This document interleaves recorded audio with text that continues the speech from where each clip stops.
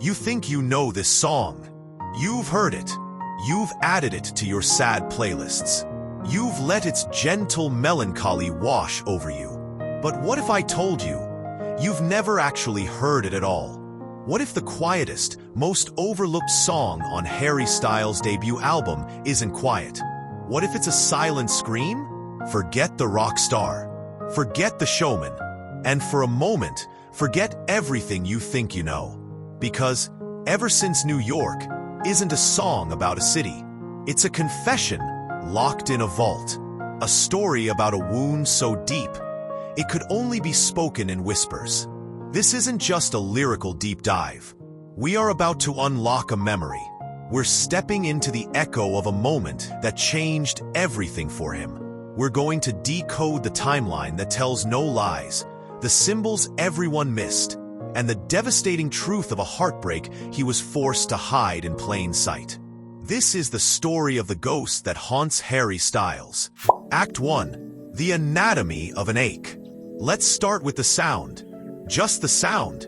Put the album on. Let the bombastic drums of Kiwi fade. Let the classic rock riffs of Only Angel die down. And then there's this. An island of quiet devastation. Ever Since New York is stripped bare. It's naked. Just a simple, repeating guitar pluck. A heartbeat that's about to flatline. It feels less like a song and more like an echo. And that's the first twist. Its minimalism isn't an artistic choice. It's a symptom. It's the sound of emotional exhaustion. Then, the lyrics hit you. Or rather, they don't. They just hang there. Oh, tell me something I don't already know. Listen to that line again. Really listen. He repeats it 12 times. That isn't lyrical laziness. It's a cage. It's the sound of a mind trapped in a loop. It's the torment of replaying a single, painful moment over and over, begging for a different answer when you know one will never come. Have you ever been there?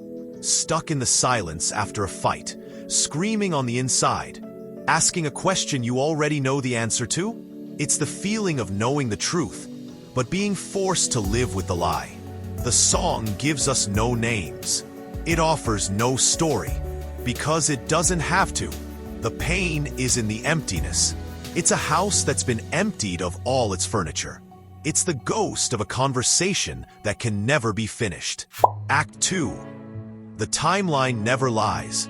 Now, let's pull back from the feeling and look at the facts. Because a timeline is a map of the scars. This song wasn't born in a vacuum. It was forged in a crucible of immense pressure and loss. Between 2014 and 2016, Harry's entire world was dismantled. The band, the brotherhood, the only life he had known since he was a teenager, was fracturing. It wasn't a clean break. It was a slow, painful erosion played out in front of millions. Imagine being in your early 20s. You're trying to figure out who you are, but you're a product, a headline. Every friendship, every relationship, every late-night photo is twisted into a narrative you can't control. This is the soil from which Ever Since New York grew. It's not the sound of a simple breakup. It's the sound of a controlled demolition. And this is where we find our first real clue. Many believe the song is a direct message. Some say it's to Taylor Swift, an answer to her songs about New York. A quiet, melancholic counterpoint to her bright, optimistic narrative. A relationship that lived and died in the public eye. Others are convinced it's about the loss of a brother. As one fan at Sty Ice Archive wrote, "It's about Zayn. New York was one of the last places they were all truly together before the end. The song isn't angry, it's just empty. Like he felt. A friendship, a romance. It almost doesn't matter. The result is the same. A profound, public loss that he was never allowed to properly mourn. A goodbye he had to swallow." Act 3. The Ghost of New York City. But why New York? Of all the cities in the world, why plant the tombstone for this memory in New York? Here, the story twists again. What if New York wasn't the place it ended? What if New York was the last good place? The last moment of peace before the storm hit. Suddenly, the song becomes infinitely more tragic. It's not about mourning the goodbye. It's about mourning the last time you felt whole. The last time you could breathe before the world came crashing down. It transforms the city from a graveyard into the ghost of a paradise you can never return to. And that line, "Tell me something I don't already know," it starts to sound like a desperate prayer. He knows it's over. He knows he has to move on. He knows what the world is telling him to do. But his heart is still stuck on a street corner in Manhattan, living in a moment that is long gone. It's the ultimate pain point, isn't it? The gap between what your head knows and what your heart refuses to accept. It's the quiet agony of having to perform being okay, to smile for the cameras when, inside, you are screaming. Act 4. This isn't a breakup, it's a haunting. And this is what makes Ever Since New York so uniquely painful. It's different from his other heartbreak songs. Falling is a desperate cry for help. Sign of the Times is an epic, cathartic release. They give you a sense of resolution. This song offers no resolution, no closure, no blame, no anger. It is a perfect portrait of unresolved grief. It's not a story. It's a state of being. It's the feeling of being haunted. This is why, as user at @VelvetLaStyles posted, ESNY is the kind of sad that doesn't make you cry. It just makes you hollow. That's it. It hollows you out. It doesn't tell you a sad story. It reminds you of your own.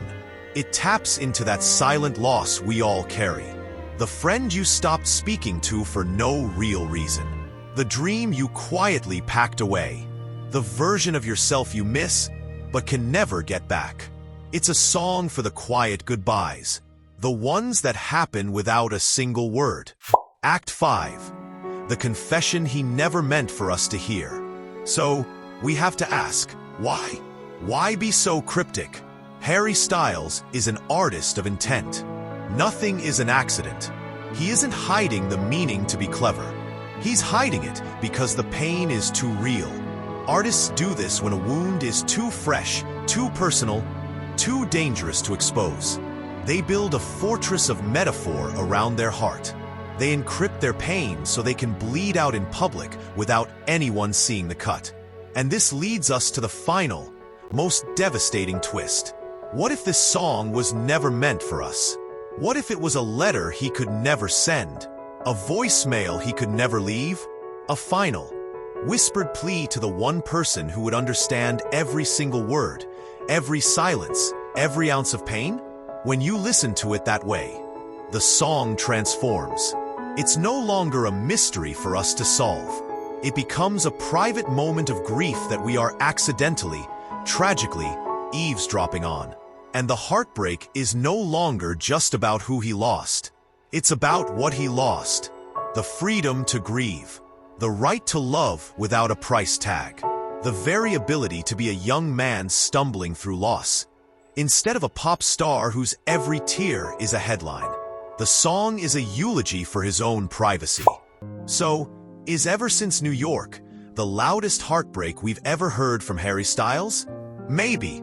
Not because of what it says, but because of everything it doesn't.